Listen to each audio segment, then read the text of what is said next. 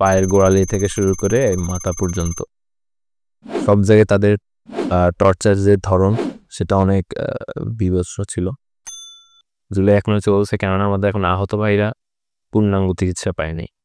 জুলাই হচ্ছে কিছু জায়গায় সফল হয়েছে, কিছু ক্ষেত্রে হচ্ছে এখন হচ্ছে আমাদের দেখা যাচ্ছে আর কি বিভেদ সৃষ্টি হয়েছে সবার জাতীয়তায়, এগুলার স্বীকৃতি, পাশাপাশি হচ্ছে এটা একটা ইতিহাসে একটা বড় টার্নিং পয়েন্ট, জন্য হচ্ছে জুলাই ঘোষণাপত্রটা অনেক বেশি প্রয়োজন। ফ্যাসিজমটা যতদিন না শেষ না হবে ততদিন আসলে জুলাইটা এন্ডিং হবে না। কারো নতুন করে ফ্যাসিবাদ সৃষ্টি হওয়ার কোনো সুযোগ নেই। ক্রেডিটবাজি বা আমরা যে হচ্ছে জুলাইটাকে বিভক্তকরণ, এটা যদি না করা হয়, সবাই যদি ঐক্যবদ্ধভাবে আমরা বাংলাদেশে থাকতে পারি, তাহলে ইনশাল্লাহ একটা পরিবর্তন আমরা আরো সুন্দর পরিবর্তন আমরা দেখতে পাবো।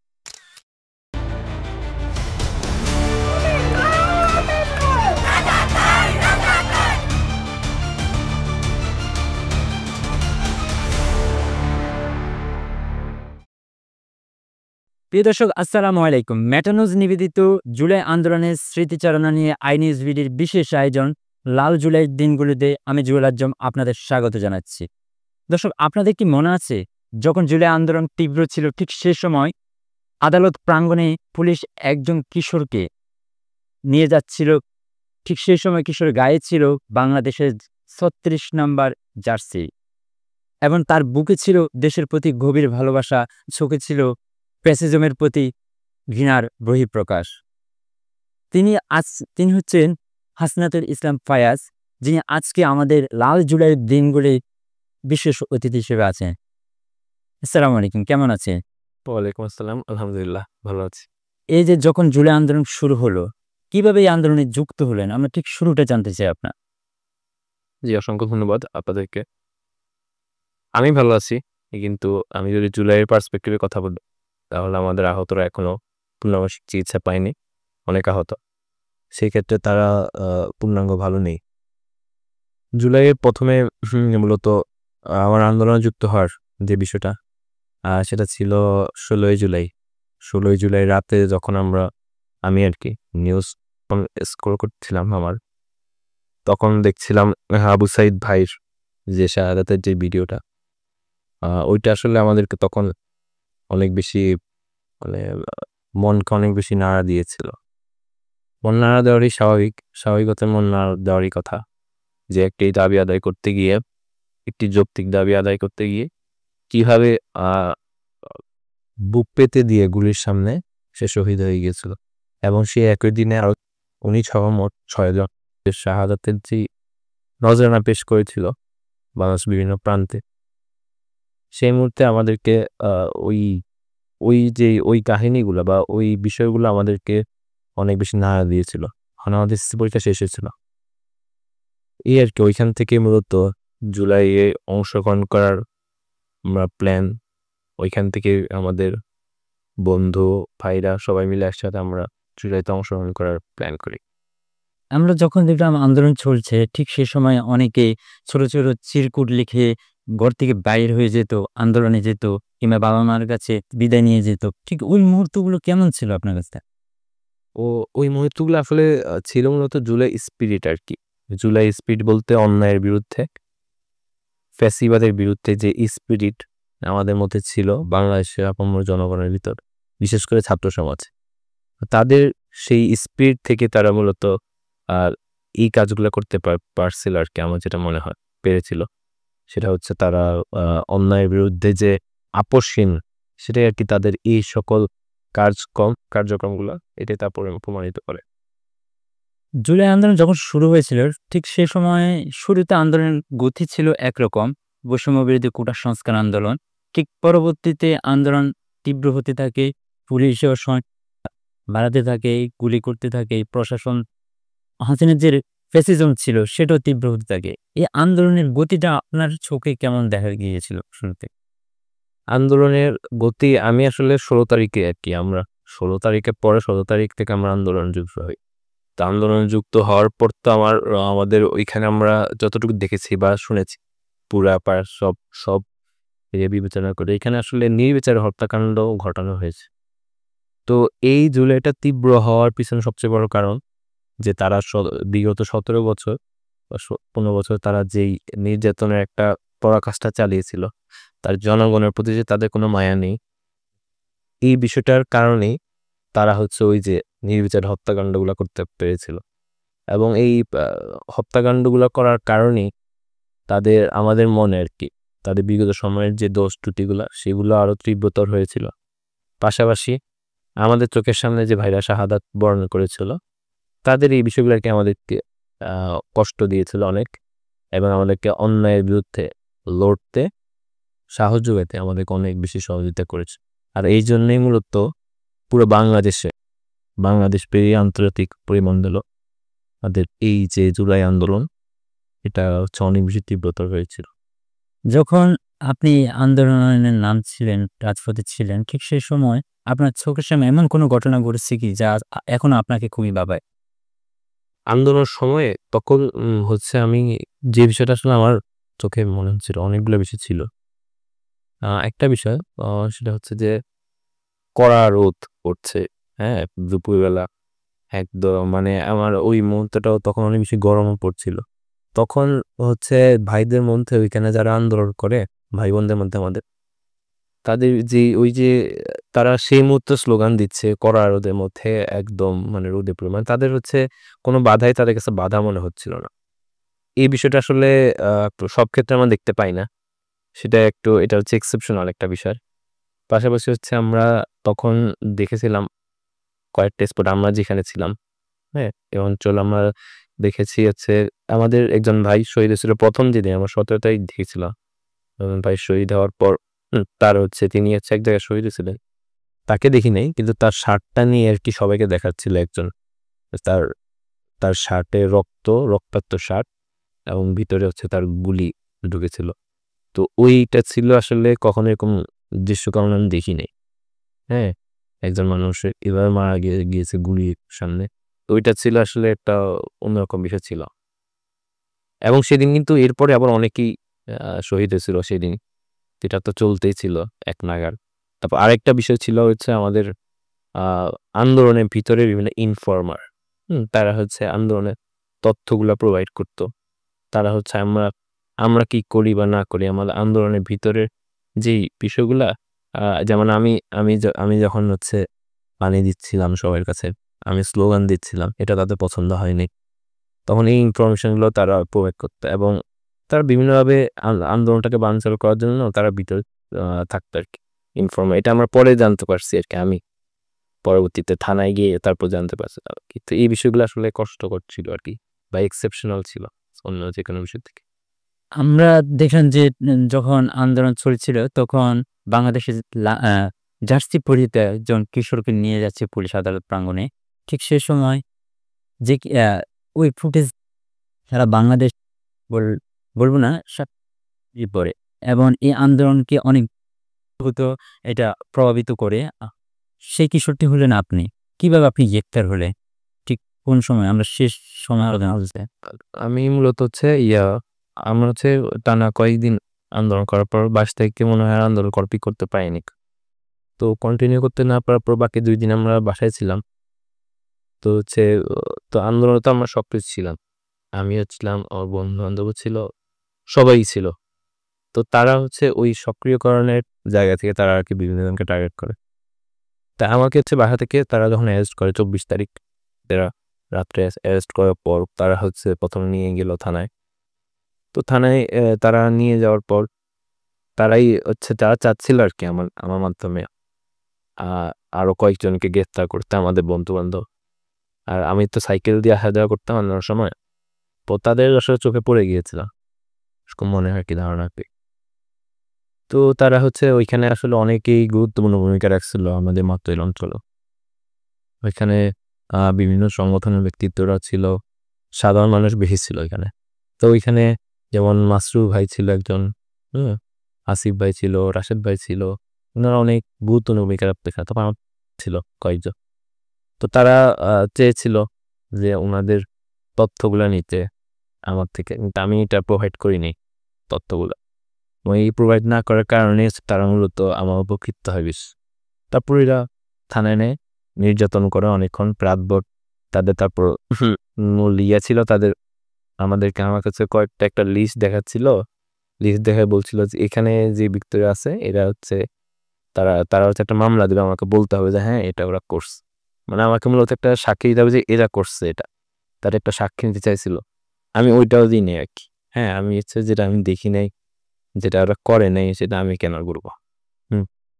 তো এই যে এগুলো বলা না বলার কারণে তারা হচ্ছে রাতভর নির্যাতন করে এক পর্যায়ে নির্যাতনের ধরনটা কেমন ছিল? নির্যাতন করে। তো নির্যাতনের ধরনটা ছিল ওরা হচ্ছে আমাকে তাদেরই হচ্ছে একজন টিএসসি মনে হয় বলে উনারা। দেখো নাহিদ ফেরদৌস ছিল। ওর রুমে নিয়ে আরকি ও সব মারছিল আমাকে অনেক।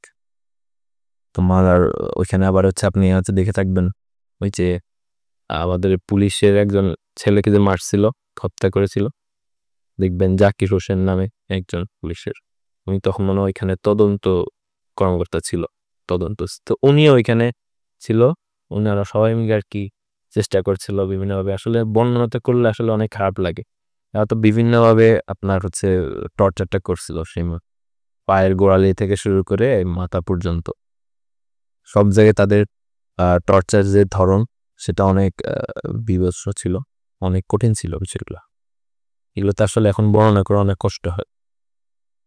তো এই আরকি তারা তখন টর্চার করে চেয়েছিল আরকি আমার থেকে কথাগুলা নিতে, মিথ্যা সাক্ষী নিতে। আর আমার যেই ভাইরা আন্দোলনে সেখানে গুরুত্বপূর্ণ ভূমিকা রেখেছিল তাদেরকে আমার ধরায় দিতে। এই ২ টার একটা না করার কারণেই তারা মূলত ক্ষিপ্ত হয়। এবং পরবর্তীতে আমি যখন সেন্সলেস হয়ে যাই তখন হচ্ছে তারা আরকি আমাকে তাদের যে থানার হাজত ওইখানে প্রেরণ করে। তো ওইখানে প্রেরণ করার পরে শুনি যে এই মামলা দিয়ে আমাকে পরে তারা ইয়া দিয়ে দেয় আরকি। এই মামলাটাই দিয়ে দেয় যেখানে আমাকে সাক্ষী আনছিল ওইখানে বলা হয়েছিল। এই আরকি। আমরা শুনলাম যে আপনার কাছ থেকে আপনি কোথাও একটা প্ল্যাটফর্ম বলেছিলেন যে আপনি যখন নামাজ পড়তে চেয়েছিলেন আ কারাবন্দী অবস্থায়, ঠিক ওই মুহূর্তে আপনার নামাজ পড়তে দেয়া হয় নাই বা আপনাকে শিবির ত্যাগ দেয়া চেষ্টা করা হচ্ছিল ঠিক ওই সময়। ওই বিষয়টা জানতে চাচ্ছি। ওইখানে ছিল হচ্ছে এটা তো ডিবিতে আরকি। ডিবিতে হচ্ছে আমরা ওইখানে যখন আ ও ওইখানে তো আমরা নামাজ পড়তাম আরকি ডিবির ভিতরে। ওইখানে ১২৭ জন থাকতো। তো ১২৭ জন ওইখানে তারা আমরা যখন নামাজ পড়তাম, তো এই আরকি নামাজ ফুটেজ দেখে ওইখানে ওরা একটা কাহিনী করতো আরকি বিভিন্ন জায়গায়। তো আমাকে আরকি যেদিন ওরা আপনার ২৮ তারিখ যেদিন দেখেছিলেন, ওইদিন আগের দিন রাতে আরকি নিয়ে গিয়েছিল। জিজ্ঞেস করছিল আরকি ওইখানে নামাজ পড়ি কেন? এই আরকি বিষয়টা। তাদের পছন্দ হয় নাই। তো তারা আরকি তাদের অনুমান করে তারা একটি মানে বলতে গেলে তারা আরকি আমাকে করতে চাইছিল আরকি। মানে তুমি এটা করো এইজন্যই মনে হয় তোমার তুমি নামাজ পড়তেছো। এই আরকি। এই যে মনে করে ওই সময়টায় কেউ যদি নামাজ পড়ে কিংবা ইসলাম কেন্দ্রিক কোনো কিছু চর্চা করে, তখন তাদেরকে ঢালাওভাবে একটা ট্যাগ দিয়ে দেওয়ার যে প্যাসিজমটা কেমন ছিল? এত বীভৎসতা সেই বিষয়গুলো নিয়ে বিষয়গুলো ছিল আসলে আমাকে না শুধু ওইখানে আসলে আমি তো এটা ছিল ডিবিতে। এর আগে যখন থানায় ছিলাম, ওইখানে একটা কাহিনী ছিল। ওইখানে হচ্ছে ওই যে ওইখানে সম্ভবত একটা ইমামকে ধরে নিয়ে আসছিল। তো ইমামকে ধরে তাকে দেখেছিল কোথাও যে সে আন্দোলন করেছিল। তো তাকে ধরার পর তাকে ধরে নিয়ে আনতো, তাকে আন্দোলন করছে যে তাদের কাছে এটা আন্দোলন বিষয়টা তাদের কাছে অনেক ভয়ংকর বিষয় মনে হচ্ছিল। তারা ধরে নিয়ে আসছে ভালো কথা। কিন্তু তার সাথে, সাথে তিনি সেদিন রাতের বেলা অসুস্থ ছিল। সেই ইমাম আরকি। উনার নামটা আমার এখন মনে নেই। তো উনার সাথে আরেকজন ছিল যে হচ্ছে ওই যে অসুস্থ ছিল রাতে জ্বর। তো জ্বরের জন্য উনাকে ডেকে এনে পানি দিচ্ছিল। হ্যাঁ? আরেকজন উপস্থিত।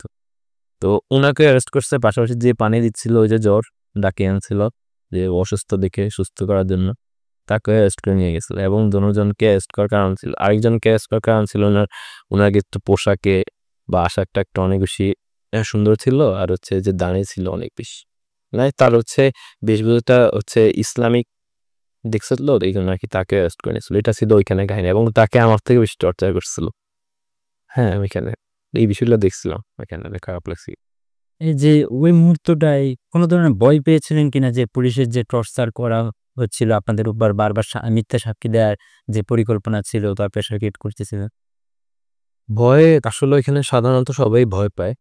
এটা অনেক বেশি বাস্তব। ভয় পাওয়ার পাশাপাশি হচ্ছে আপনার যদি একটা ideological based strength থাকে, যেমন আমি আল্লাহর উপর ভরসা রাখছিলাম অনেক। হ্যাঁ? বুঝতে পারছি এখানে আল্লাহর যে পাওয়ার আছে ওইটার উপর তো আর কারো পাওয়ার নেই। তো ওই ভরসার উপর আসলে আমার হয়তো এই যে তাদের যে ভয়ভীতি এখানে একটু হলেও আর কি কমে গেছে আর কি, কেটেছে।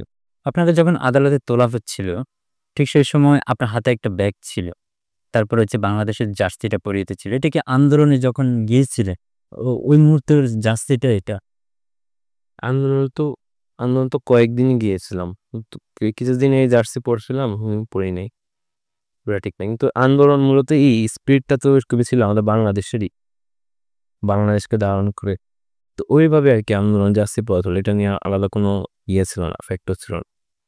কিন্তু আন্দোলন জার্সিটা আমার মানে সবসময় পছন্দ ছিল, তো ওই জন্য পরে যেতাম। আপনার যে বয়স, একজন কিশোর বলা যায়, 18 বছর না হলে বাংলাদেশের আইন অনুযায়ী।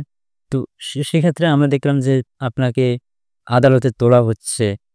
এতটা কেউ ওই সময় ম্যাচিউর থাকে না। কেমন লেগেছিল বা কি অনুভব হচ্ছিল যে আপনাকে নিয়ে যাচ্ছে পুলিশ ধরে, কোনো অপরাধ করেননি।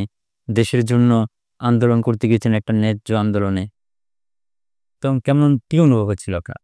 প্রথম যখন আন্দোলনের মানে ধরে ওইখানে হ্যান্ডক্যাপ পরাই যখন নিয়ে যেত, তখন তো আসলে আমি প্রথমে ডিবিতে নিয়ে গিয়েছিল।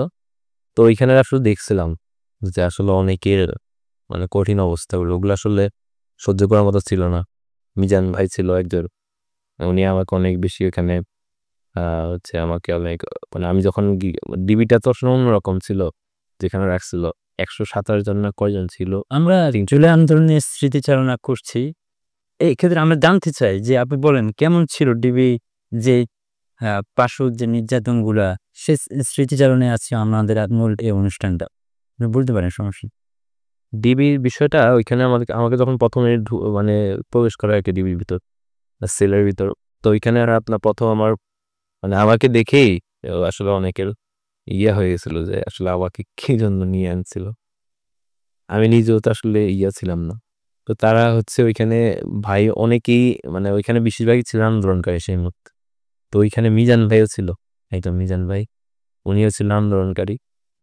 তো উনি হচ্ছে আমাকে দেখে, উনি ঢাকা কলেজের ছিল আমাদের একটি ভাই। তো উনি আমাকে দেখে অনেক বেশি উনি কষ্ট পেয়েছিল। তো দেখে উনি ওনার হচ্ছে ওই আপনি হয়তো পরিবেশটা ছিল এতই মানে কঠিন, ওইখানে সেই মুহূর্তে ওনার বেড ছেড়ে দিয়েছে। ওনার যা ছিল ওইখানে, উনি তো আমার আগে ছিল এখানে, উনি একটা সেট আপ করে রাখছিল ওইখানে। তো উনার সেট আপটা উনি পুরোটা আমাকে ছেড়ে দিয়ে আমাকে ওইখানে সুন্দর মতো মানে উনি একজন মানে অভিভাবক হিসেবে মনে করেন আমার সব কিছু করতেন। আগে কখনো পরিচিত ছিলাম না। তো এই যে ভাইয়ের যে একটা মানে আমাদের আন্দোলনকারীর প্রতি আন্দোলনকারী যে একটা হৃদ্যতা সম্পূর্ণ, সেটা দেখছেন। কিন্তু উনার নিজের উনি আমাদেরকে ওইখানের সবার টেক কেয়ার করছিল, এবং উনি সহ অনেকেই করতেছিল ওইখানে, সবাই সবার দেখভাল করতেছিল। ওনার নিজেরই পায়ের পায়ের যে আঙ্গুল সবগুলা ফাটাই ফেলছিল রিমান্ড দিয়ে। হুম, এই বিষয়গুলো আর কি ওইখানে ছিল, এবং ওইখানে আবার অনেক বিশেষ ব্যক্তিবর্গ ছিল। তারা যখন আরেস্ট হয়েছিল বিভিন্ন নেতৃবৃন্দ ছিল সেখানে, এই আর কি তখন সমন্বয়ক ছিল কয়জন, এই আর কি। এটা তো শুরুতে ছিল কোটা সংস্কার আন্দোলন। পরবর্তীতে সরকার পতন হলো। আন্দোলনের এই পাঁচটাকে ধরতে পেরেছিলেন আপনারা যে এটা শেখ হাসিনার যে ফ্যাসিজম ১৭ বছরে, সেটা ভাঙার কারণ হবে? আমরা আমি যেটা বলছিলাম প্রথমে হচ্ছে আমরা যেটা দেখলাম যে আমাদের ভাইদেরকে শহীদ করা হচ্ছে, এই জন্য আমাদের আন্দোলনে যাওয়া। তো এর প্রতিবাদে আন্দোলন করতে গিয়ে আমরা চেয়েছিলাম হচ্ছে একটা পরিবর্তন, যেখানে এটার হচ্ছে অন্যায় মানে যে অন্যায়টা করছিল এটা হচ্ছে বিচার হওয়া লাগবে। তো সেখানে অনেকে ৯ দফা দিছিল, এটা হচ্ছে ওনাদের বিষয় ছিল। অনেকে বিভিন্নভাবে চেয়েছিল আন্দোলনের মানে যেভাবে ওকে অন্যায়টা বিচার করতে। তখন আমাদের মেইন ইয়েটাই ছিল এরকম আর।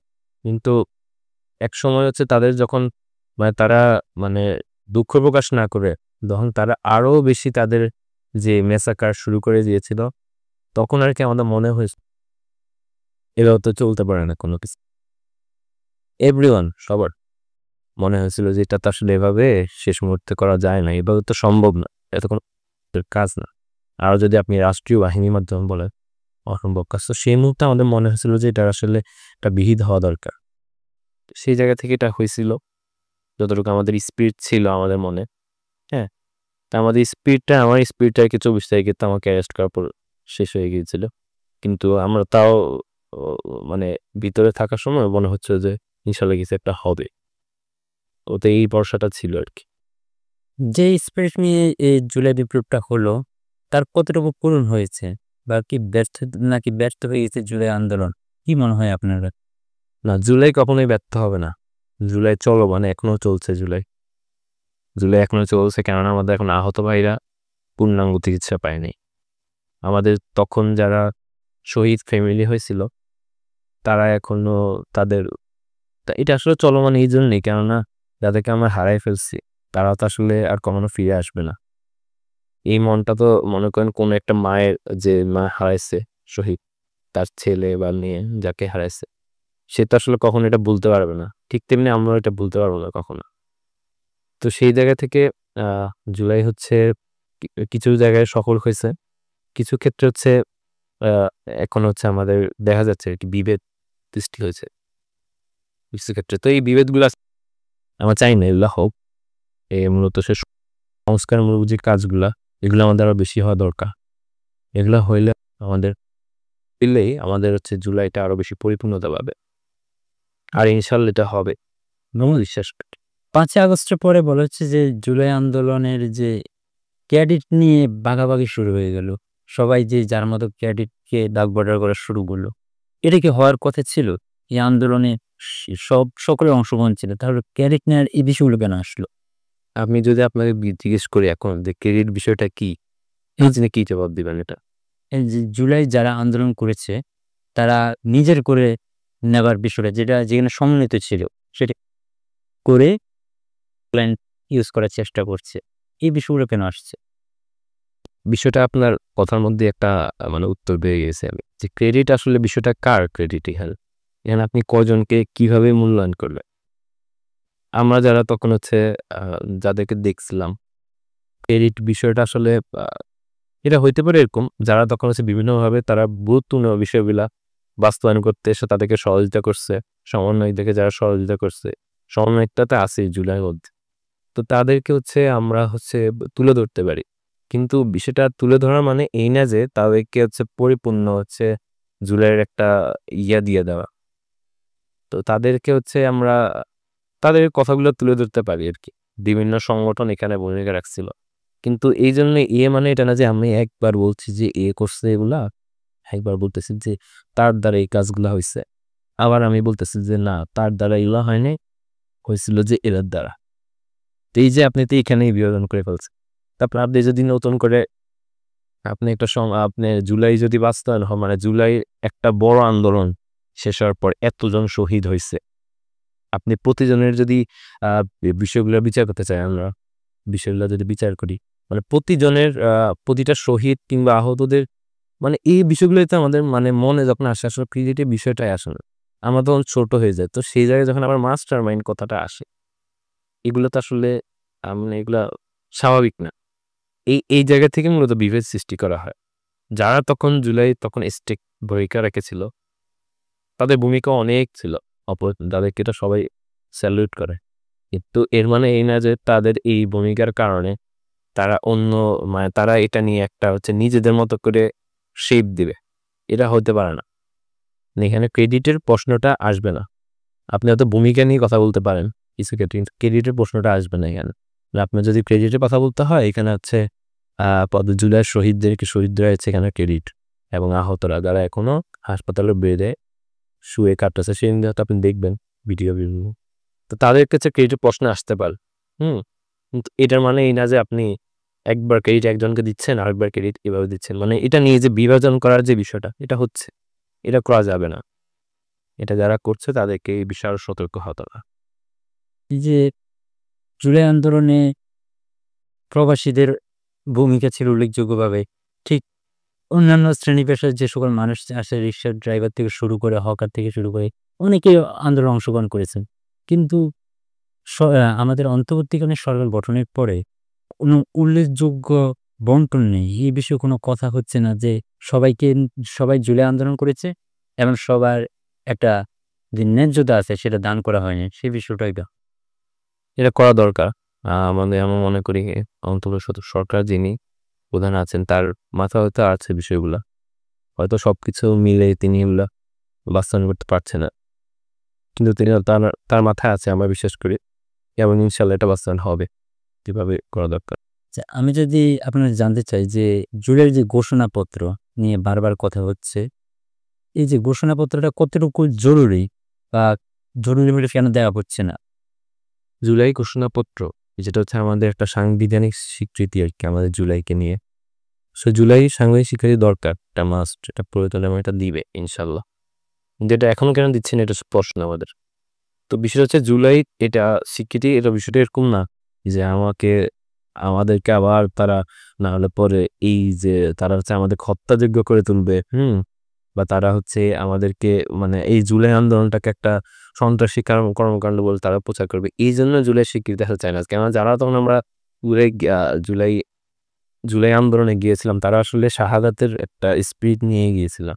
আসলে আমাদেরকে এই ভয়গুলো তার মানে আর দেখায় লাভ নাই। হ্যাঁ, তো আমাদের জুলাই ঘোষণাপত্রটা যে জন্য প্রয়োজন, আমাদের শহীদদের স্বীকৃতি, তারপর হচ্ছে আমাদের যে আন্দোলনকারী যে সবার জাতীয়তায় এগুলার স্বীকৃতি, পাশাপাশি হচ্ছে এটা একটা ইতিহাসে একটা বড় টার্নিং পয়েন্ট, জন্য হচ্ছে জুলাই ঘোষণাপত্রটা অনেক বেশি প্রয়োজন। 5ই আগস্টের পরে সবাই প্রত্যাশা করেছিল বাংলাদেশের সংস্কার হবে। পুরাতন যে ফ্যাসিজম ব্যবস্থা আছে সেটা ভেঙে নতুন করে দেশ গড়া হবে।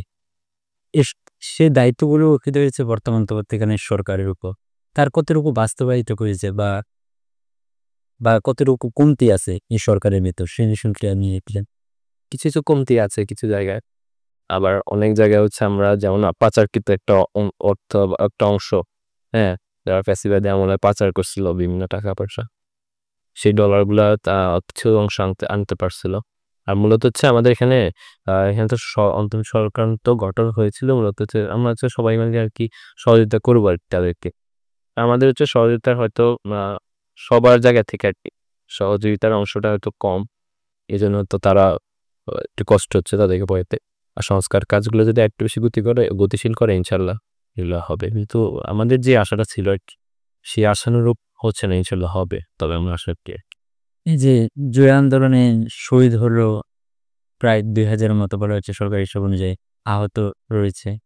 কিন্তু এই যে আওয়ামী লীগের কোনো দৃশ্যমান বিচার হয়নি, তারপর আবার বলতেছে আওয়ামী লীগ দেশে আসবে, আবার তারা পুনর্বাসন হবে বা তাদের পুনর্বাসন করা হবে। কেন দৃশ্যমান কোনো বিচারের নেওয়া হচ্ছে না, পদক্ষেপ নেওয়া হচ্ছে না?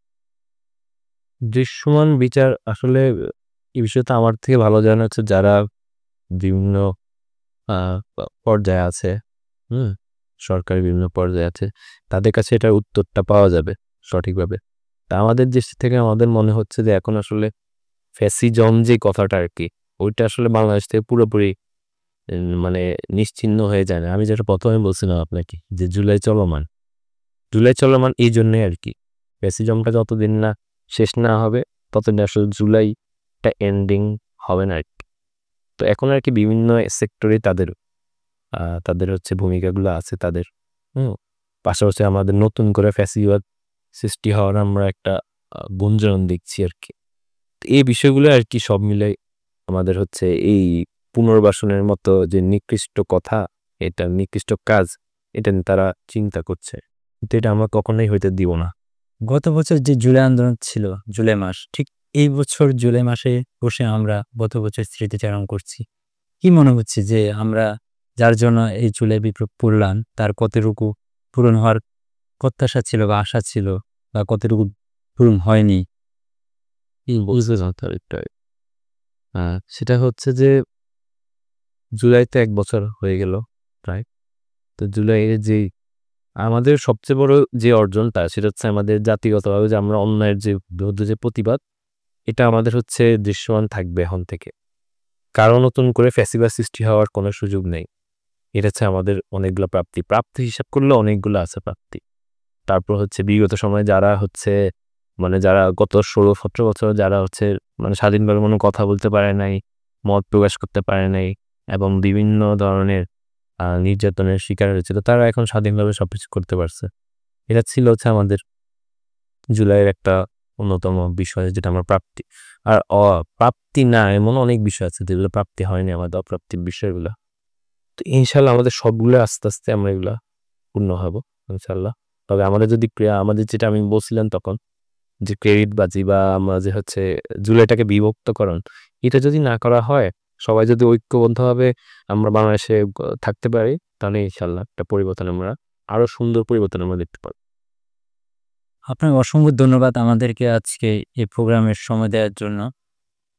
প্রিয় দর্শক, কথা বলছিলাম জুলাই আন্দোলনের বা জুলাই বিপ্লবের স্মৃতিচারণা নিয়ে নিউজ বিডির বিশেষ আয়োজন লাল জুলাইয়ের দিনগুলি। আপনাদেরকে অসংখ্য ধন্যবাদ আমাদেরকে সময় দেওয়ার জন্য।